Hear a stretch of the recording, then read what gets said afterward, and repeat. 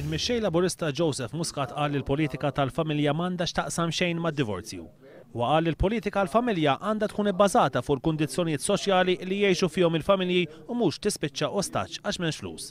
Meta kienet jieħu sehem fis-sensiela ta' taħdidiet Edu Cafe organizzata mill-General Workers Union, il-mixxej Laburista qal li huwa jiġġudika l-politika tal-partit fil-gvern skont kemm hija b'saħħitha l-politika tiegħu dwar il-familja. Matul l-istess laqgħa ta' diskussjoni, Joseph Muscat qajjem diversi punti dwar il-familja u kif din qed tiġi affettwata minħabba l-prijoritajiet ħżiena tal-gvern.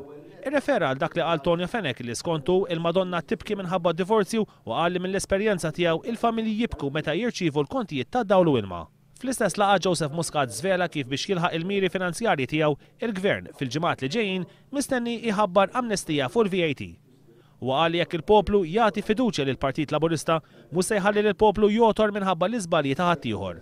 Il-mexxej Laburista qal li l-ewwel prijorità tiegħu tkun li ma jżidx id-dejn. Meta kienet iwieġeb għal mistoqsijiet ta' dawk preżenti, il-mexxej Laburista saħaq li qatt daqs illum ma' oppożizzjoni effettiva fejn f'diversi drabi ġab lill-gvern daru mal-ħajt.